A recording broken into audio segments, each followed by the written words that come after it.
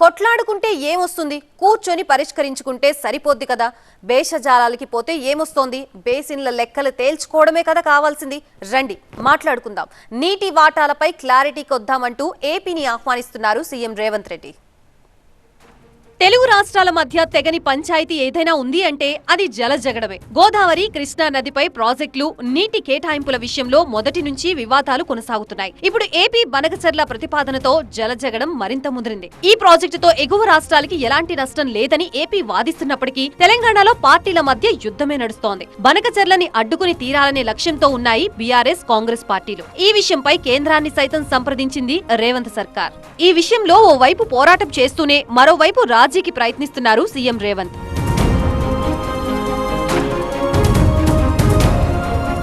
జల వివాదాలపై ఏపీతో చర్చించేందుకు సిద్ధంగా ఉన్నామంటున్నారు సీఎం రేవంత్. గొడవలు పెట్టుకోవడం కాదు, చర్చలే తమకి మొదటి ప్రాధాన్యత అంటున్నారు ఆయన.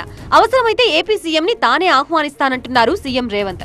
ఒక్కరోజు కాదు, అవసరమైతే 4 రోజులైనా కూర్చొని చర్చించేందుకు తెలంగాణ సిద్ధంగా ఉందన్నారు. చర్చలపై విమర్శలొచ్చినా పట్టించుకోనంటున్నారు. జూన్ 23న కేబినెట్ సమావేశం తర్వాత ఏపీని చర్చలకి పిలుస్తామంటున్నారు. ఏపీతో వివాదాలు కోరుకోవడం లేదు, అలాగని ఎవరి కోసమూ తమ హక్కుల్ని వదులుకునేది లేదన్నారు సీఎం రేవంత్ రెడ్డి.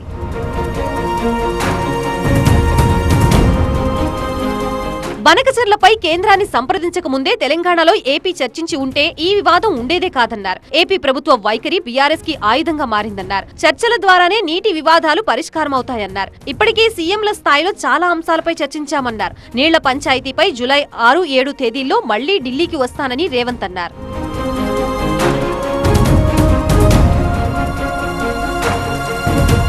ఇక బీఆర్ఎస్ పైన విమర్శలు గుప్పించారు రేవంత్. ఎన్నికల్లో గెలుపు కోసం గోదావరి నీటిపై రాజకీయం చేయాలని బీఆర్ఎస్ భావిస్తోందన్నారు. అధికారం పోయిన అసహనంతో హరీష్ మాట్లాడుతున్నారన్నారు. ఇప్పుడు పండుతున్న పంటలకి కాళేశ్వరానికి సంబంధం లేదన్నారు. తెలంగాణకి కేసీఆర్, హరీష్ రావు అన్యాయం చేశారని ఆరోపించారు. కాళేశ్వరం పూర్తి కావాలంటే 2 లక్షల కోట్లు కావాలన్నారు రేవంత్. ఇప్పటి వరకు 98,902 కోట్ల బిల్లులు చెల్లించామని, ఇంకా బిల్లులు చెల్లించాల్సి ఉందన్నారు.